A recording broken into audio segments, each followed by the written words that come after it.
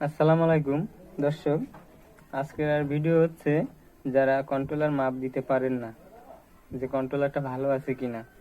প্রথমে 48 ভোল্টের লাল তারের সাথে কালা মিটারের লাইনটা ধরতে হবে। ধরার পরে মোটরের ফেজে বসাতে হবে। বসালে দেখবেন যে পয়েন্ট উঠে দাঁড়িয়ে আছে, মিটারের লাল বাতি জ্বলতেছে না। তাহলে বুঝবেন কন্ট্রোলারের মাস প্লেটগুলো ভালো আছে। আমরা এটা চেক করব। ঠিক আছে, এইটাও ঠিক আছে। এটা 17, এটা 18, এইটা 19, তার মানে ঠিক আছে।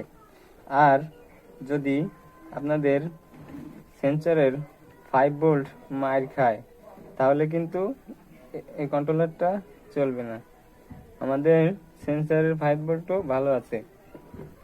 ভিডিওটা ভালো লাগলে চ্যানেলটি সাবস্ক্রাইব করবেন আর একটি লাইক দিবেন। ধন্যবাদ।